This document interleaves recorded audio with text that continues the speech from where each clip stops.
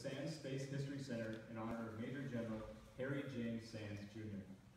Presiding officer for today's ceremony is Brigadier General Wayne R. Monteith, Commander, 45th Space Wing. Also joining General Monteith are two of Major General Sands' sons, Pat and Ray Sands. We are pleased to welcome several special guests in attendance today. Mr. Frank DeBello, Space Florida.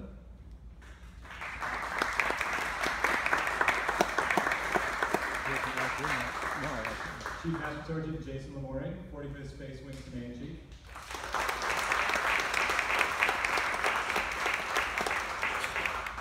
Mr. Greg Craver, 45th Space Wing Executive Director.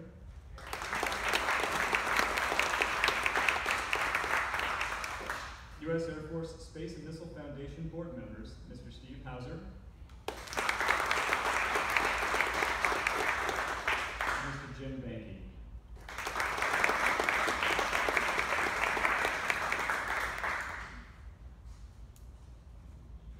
And finally, I would like to extend a heartfelt welcome to Major General Sands' sons and extended family.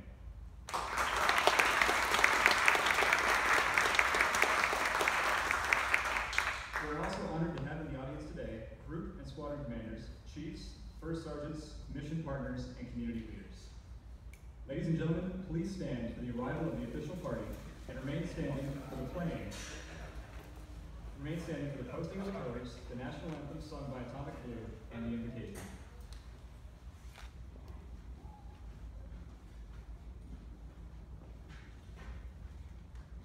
Post the colors.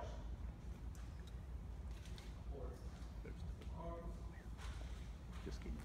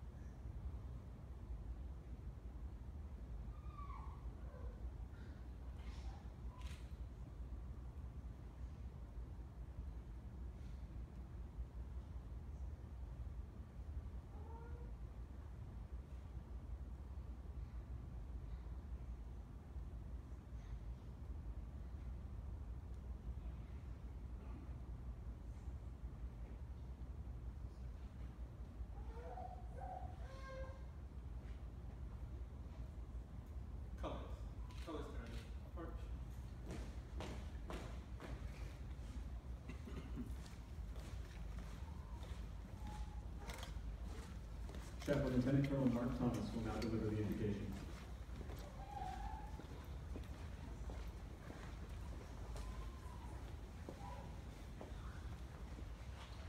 Would you join me in prayer, please?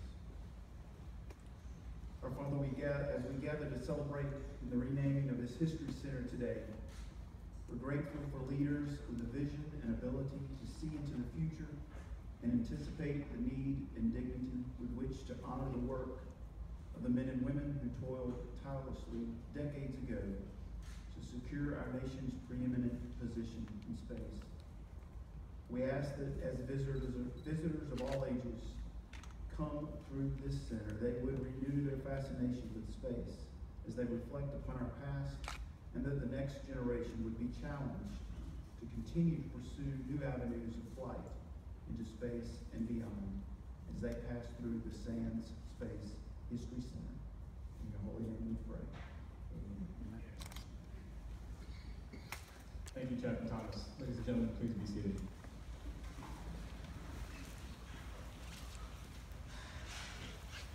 Today you will hear a lot about Major General Sands Jr., his life, military career, and accomplishments.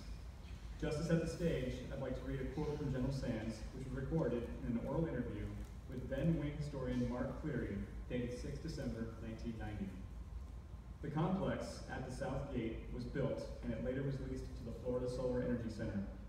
But they've outgrown the buildings and are planning to move, which should occur in the next 2 years. And I'd really like to see the Air Force Space Museum move into that building after they leave. It would be outside the gate, giving the public direct access. The facility General Sands is referring to is the very building we are in right now. Ladies and gentlemen, please join me in welcoming the Commander, 45th Space Wing, Brigadier General Wayne R. Monteith.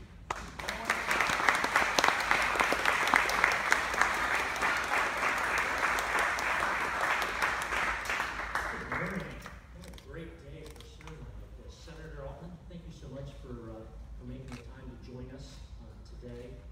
To the Sands family, incredible that not only that you could make it here with us, but so many of you travel in to help us with this dedication. And for those of you who don't know, it is a long history of Air Force service and Army Air Force service that the Sands family brings to us. Over 85 years. And there are two things about General Sands that you don't read about very often, or you may not know. Number one, full colonel, wing commander at the age of 29. I think I was a lieutenant at the age of 29. And if you go outside of my office and you see all the photos of the previous commanders out here, I gotta tell you, he's got the best looking mustache. Anyway, he could have been in the movies. But thanks so much for joining us today to recognize Major General Harry Bud Sands and his efforts towards establishing our History Center. The ceremony wouldn't be complete without the support of the Sands family, and in particular, Pat and Ray. Thank you for taking part in today's event. I'd also like to acknowledge Ms. Emily Perry and the Museum Foundation for their efforts in making this a success. This team is so good, not even a hurricane could keep them down. Exactly 7 days ago, we had a Category 3 hurricane pass 20 miles offshore. At the Cape, we were experiencing Category 4 force winds. And I relayed this story a little earlier. We're in remarkably good shape. 2.5 days after that hurricane passed, we were open for business and accepted an Atlas V booster on an Antonov cargo plane on the skid strip. But what you don't know and haven't read about is what we had to do to get the skid strip open. We had to make sure all the debris was gone and make sure we had power. And we had some debris that we had trouble handling. So we had to bring what we call a sweeper and a crew up from Patrick Air Force Base because of all the catfish that were on the runway. I can't make this up.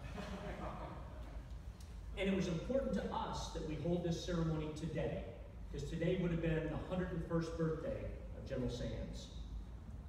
His vision actually took root in 1961 when he first proposed the idea of creating a space museum at Cape Canaveral Air Force Station.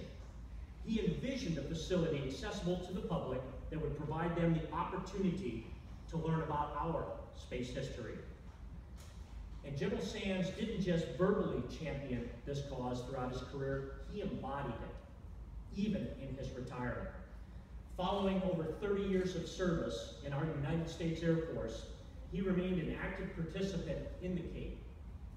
And from 1990 to 1992, General Sands volunteered twice a month to give briefings and to personally provide tours to hundreds of visitors.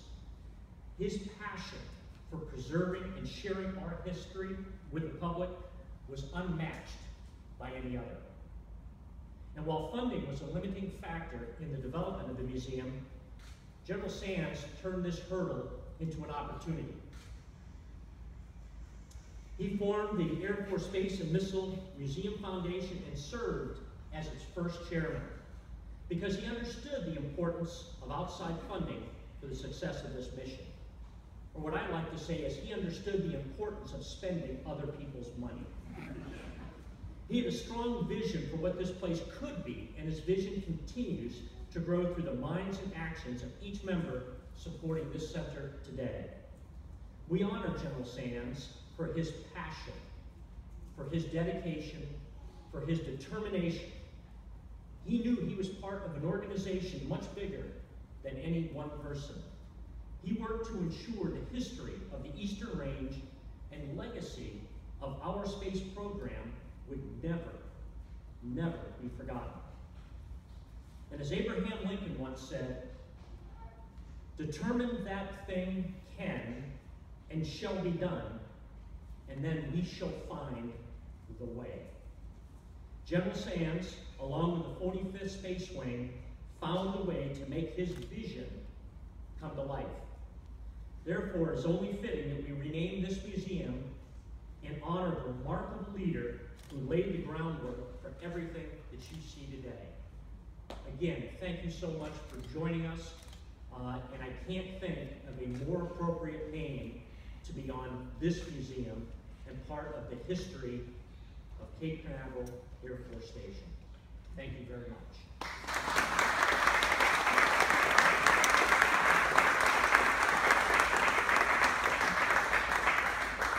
Thank you, General Monteith. As I said before, we are honored to have many members of the Sands family with us here today to help us celebrate his legacy as a husband, a father, and former commander. Please help me welcome our next speaker, Mr. Pat Sands.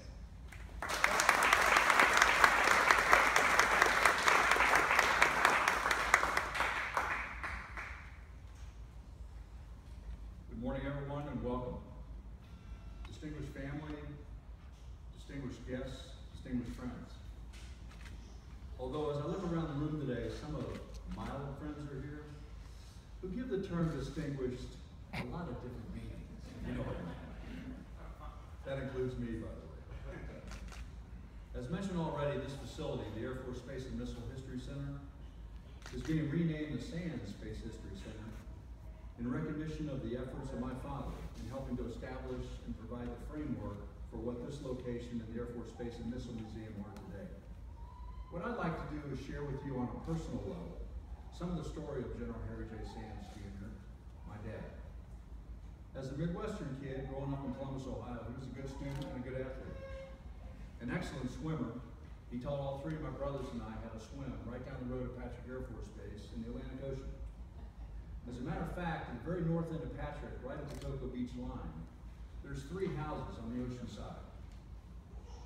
2 together and one kind of attached to the right. We lived in the middle of them in the 1950s, 60 years ago. Talk about oceanfront property now. Out the back door, we're body surfing or surf fishing, or even better, both. He was also a good baseball player. Good enough, in fact, that he was invited to try out for the world champion St. Louis Cardinals in the 1930s. He didn't quite make